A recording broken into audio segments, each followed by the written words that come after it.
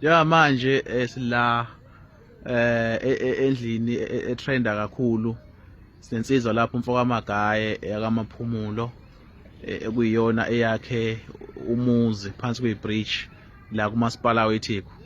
Thake ngivakashele ke namhlanje ngizozwa nje kabanzi ngalesi sakhiwo nokuthi kwenzakalani la ikhulumele sekukuningi ke nje ukukhuluma lokho esikhuluma ngendlela esicabanga ngayo kodwa namhlanje sizotshela wena ngqomagaye ukuthi kwenzakalani. Magaye sibingelele. Ngiyabingelela bhuti kunjani? Hayi sikhona kakhulu. Siyacela ukuthi usixoxele ukuthi kwenzakalani la. Nanku umuzi siyawubona usumkhulu. Ke kwakhona kade ukhona ngale emuva sawubona usubhidlikile. Awusixoxele nje. Yes. Hey bhuti kunzima. Ngokomthetho ngithema ngifika la ngokomthetho ngizozama imisebenzi sonke la eThekwini. Ngumuntu ke mina owakhe imizi yabantu.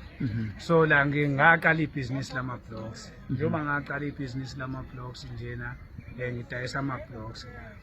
Ngoba imisebenzi ayikho ayitholakala. So la ngizama ukuthi ngiphilise izingane ukuze kwazi ukuthi ngelinye ilanga kube nento ezicoshayo ezihlafunayo zifake emlomeni. Ngokomthetho lana ngiyenza ibhizinisi ngidayisa ama blocks, ngenza ama bridge guards, siyashisela senza izinsimbi zolayini. So lendlu le asiyakhela ukuthi kube umuzi wethu. Siyakhela ukuthi kube indawo yebhizinisi. Ngokomthetho indlu eyistore. Eyokufaka usimende, yokufaka imishini, yokufaka amathuluzi okweldela. So njengoba siyakhile siyakhela ukuthi thina sikwazi ukustorisha izinto kuyona.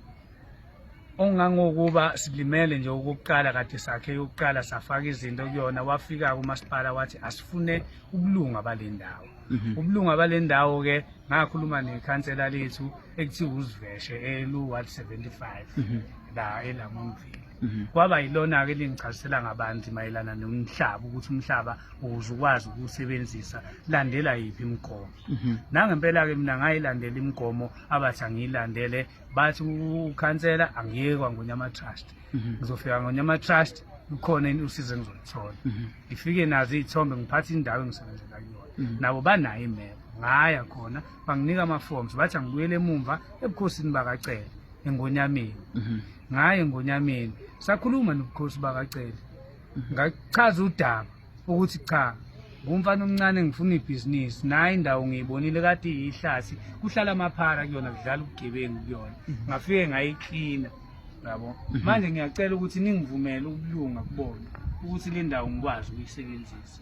Nangempela ke le ndawo lena ubeke ubukhosi bakacela sebungivumela bangenzela amaphepha ukuthi ngikwazi ukuyisebenzisa indawo ngokusemthethweni njengoba noziveshe ukhansela wayekade ethe kumina angizame ukuthi ngixhumane neNgonyama Trust. Nangempela ke kwalunga lokho amaphepha sengiwatholile. Ubuyile ke futhi umasipala wafuna amaphepha ngawakhipha amaphepha ababethe bona angiwazami yabo umhlaba ukuthi ngiwusebenzise ukuze ngingalokhu ngisokola kuwo.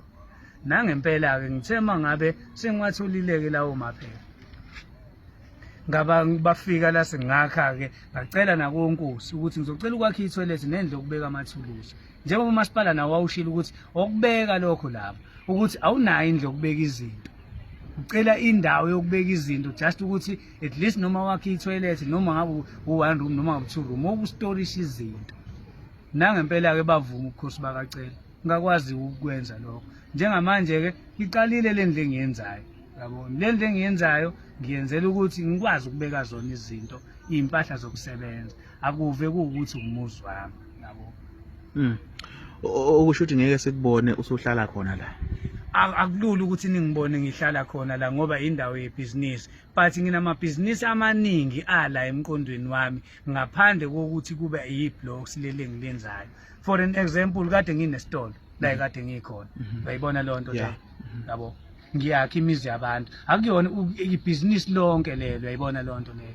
Akuve ukuthi njoba nje ngakha ama blocks sengiphelele ama blocksini mhlambe ngelinye ilanga niyofika ngenze enye into but enebhizinisi njengoba nencwadi yami ibhaliwe ukuthi indawo yebhizinisi ayibhaliwe ukuthi indawo yomuzi wami even kumafomu lawo engawayisa kwaNgonyama Trust nasebukhosini bakacela abhaliwe ukuthi indawo yebhizinisi hayi ukuthi umuzi wami. Ngiyacela ke emphakathi ukuthi nuhloniphe umsebenzi womunye umuntu ngoba ngelinye ilanga lento yokwenzeka kuwe nawe ngeke uzuthande into ekanjena uthi uyazama ibhizinisi bese liyabhidlizwa uthi uyazama lokhu libhidlizwa akuyona indawo yokuthi kube umuzi wami indawo yebhizinisi kuyona noma ngingangibona nini kuyona okusala ngizobe ngisebenza kuyona ngoba akuve ukuthi ngenza ama-blocks kuphela kuningi engikwenzayo ngaphandle kwama-blocks.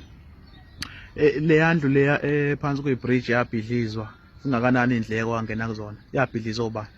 Indlu yabhidlizwa umasipala wacela ukuthi ibhidlizwe ngoba yakhelwe phansi kwebridge indleko zayo ngicabanga ukuthi zangikhosta about 17 to 18,000 imali nje plaster ama-blocks umuntu owakha ngoba nawo umuntu uma ezosebenza uyakhokhelwa yabo so ngibala yonke leyo nto.